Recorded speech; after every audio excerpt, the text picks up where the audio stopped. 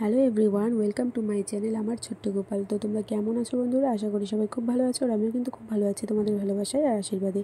তো চলো বন্ধুরা, আজকে চলে এসেছি তোমাদের সাথে নতুন একটা ভিডিও শেয়ার করার জন্য। তো ভিডিওটা হচ্ছে, জীবনে যদি সুখ শান্তি ও ধন সম্পদ চাও তাহলে আজ থেকে শুরু করো এই কাজগুলো। তো এই কাজগুলো কী কী সেটা নিয়েই তোমাদেরকে আজকে আলোচনা করবো। তো চলো ভিডিওটা স্টার্ট করছি। প্রথম থেকে শেষ পর্যন্ত দেখার জন্য অনুরোধ রইল। সবাই প্রথম থেকে শেষ পর্যন্ত অবশ্যই ভিডিওটা দেখো, কেউ স্কিপ করো না। জ্যোতিষশাস্ত্র অনুসারে কয়েকটি সহজ কাজ করতে পারলে ভাগ্য সবসময় আপনার সঙ্গে থাকবে এবং আপনার জীবনে কখনোই খারাপ সময় আসবে না। চলুন জেনে নেওয়া যাক এই কাজগুলো কী কী। নাম্বার 1-এ আছে, পরিবারের রোজগারের লোক রোজগার করছে না, ছেলে মেয়েরা লেখাপড়া করছে না, যারা লেখাপড়া করছে তারা কোনো চাকরি বা কাজ পাচ্ছে না, ঘরের মহিলারা ঝগড়া বিবাদে নিমগ্ন, বড়দের সম্মান নেই, সবার অসুখ বিসুখ লেগেই আছে। এই রকম সমস্যা যদি আপনার বাড়িতে ঘটে তাহলে সন্ধ্যায় পূজার স্থানে প্রদীপ জ্বালানোর সময় প্রদীপের কাছে জল ভর্তি মাটির পাত্র রাখুন। এতে 4 থেকে 5 ফোঁটা গোলাপ জল মেশান বা 1 ফোঁটা গোলাপ সেন্ট মেশান এবং রাতে এভাবেই রেখে দিন। তারপর সকালে এক গুচ্ছ দূর্বা ঝাড়ুর মতো করুন এবং এতে ডুবিয়ে ঘরে ছিটিয়ে দিন। ছিটানোর পদ্ধতি হলো, বাড়ির একেবারে পিছনের দরজা থেকে ছিটানো শুরু করুন এবং প্রধান প্রবেশদ্বার দিয়ে বেরিয়ে মূল গেটের দিকে যান এবং এই জল দিয়ে রাস্তার দিকে গেটের বাইরে লক্ষণ রেখার মতো একটি লাইন টানুন বা আঁকুন। অবশিষ্ট জল সূর্যদেবকে নিবেদন করুন এবং প্রতিকার করতে পারলে বাড়ির সুখ শান্তি পরিবেশ আপনার বাড়িতে ফিরে আসবে। নাম্বার 2-এ বলা হয়েছে, বাড়ির মূল দরজায় অনেক লোক চেয়ার নিয়ে বসেন, বিশেষ করে অনেক মহিলা সেখানে বসে প্রতিবেশীদের সাথে কথা বলে। কিন্তু আপনি কি জানেন, মূল দরজার চৌকাঠে পা রাখা নিষিদ্ধ। এটা করা পরিবারের কুলদেবীর অপমান। প্রধান দরজায় চৌকাঠ হলো বাড়ির লক্ষণ রেখা। কুলদেবী গৃহের প্রবেশদ্বারে থাকেন এবং বাড়ি পাহারা দেন, তাই বাড়ির প্রবেশদ্বারে সর্বদা পর্যাপ্ত আলোর ব্যবস্থা থাকতে হবে এবং প্রবেশদ্বার সর্বদা পরিষ্কার রাখতে হবে। এটি করলে ঘরে সবসময় ইতিবাচক শক্তি আসে এবং সুখ শান্তি বিরাজ করে। যদি মূল দরজায় উঁচু কাঠের চৌকাঠ তৈরি করা সম্ভব নাও হয়, তবু এই নিয়ম মেনে চলতে হবে। নাম্বার 3-এ বলা হয়েছে, জ্যোতিষশাস্ত্রে সূর্যকে পিতার সাথে সম্পর্কিত বলে মনে করা হয়। ভগবান রামও প্রতিদিন সূর্যকে জল অর্পণ করতেন। আপনার ভাগ্য উজ্জ্বল করতে প্রতিদিন সূর্যকে জল অর্পণ করুন। এতে করে চাকরি ও ব্যবসা সংক্রান্ত সমস্যার অবসান হয়। যদি নিয়মিত সূর্যকে জল অর্পণের সাথে আদিত্য হৃদয় তোস্ত পাঠ করা হয় তবে সূর্য অনুকূল থাকে, যার ফলে সমাজে আপনার মান সম্মান বৃদ্ধি পায়।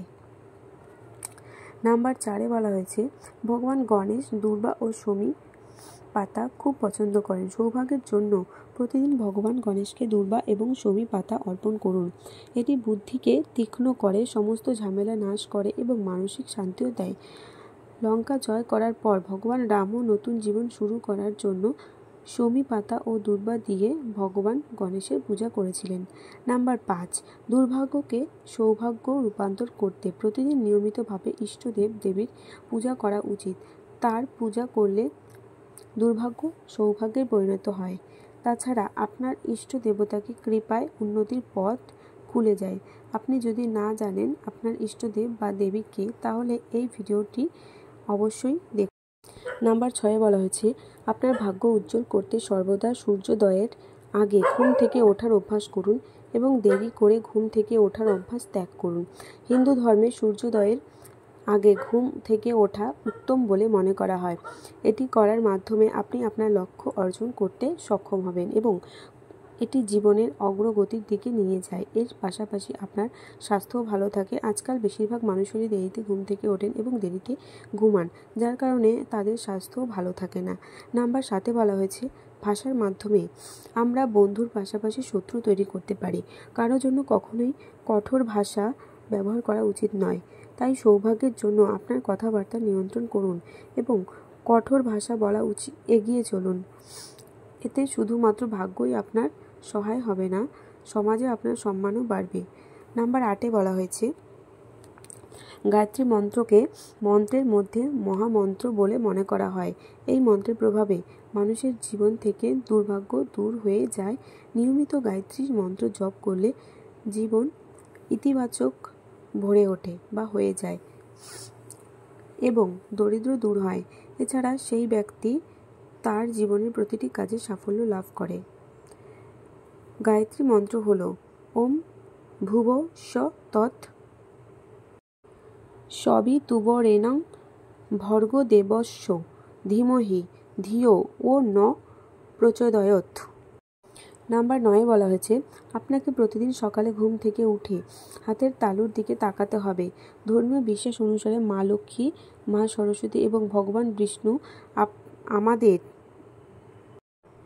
উভয় হাতের তালুতে বিরাজ করেন। তাই সকালে ঘুম থেকে উঠে উভয় হাতের তালু মিলিয়ে এই মন্ত্রটি জপ করুন। করাগ্রে বসতে লক্ষ্মী, কর্মধে সরস্বতী, করমূলে তু গোবিন্দ, প্রভাতে কর দর্শনম। তারপর উভয় হাতের তালু মুখের উপর 3-4 বার ঘষুন। এই প্রতিকার করলে দুর্ভাগ্য দূর হয়ে যায়।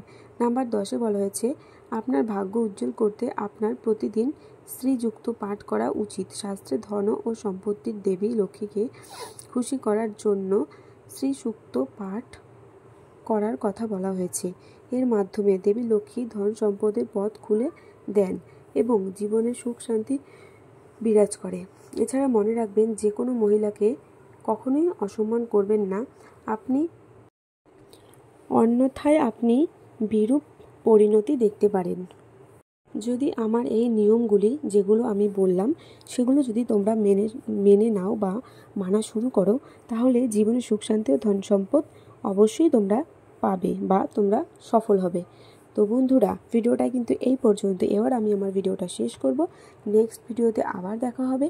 তার জন্য আমার চ্যানেলে চোখ রাখো আর ভিডিওটা কেউ স্কিপ করো না। তোমাদের কাছে অনুরোধ করছি, তোমরা পুরো ভিডিওটা দেখো, অনেক কিছু জানতে পারবে, অনেক কিছু শিখতে পারবে। আর যদি কোনো ভুল হয়ে থাকে তাহলে আমাকে ক্ষমা করে দিও। নেক্সট ভিডিওতে আবার দেখা হবে।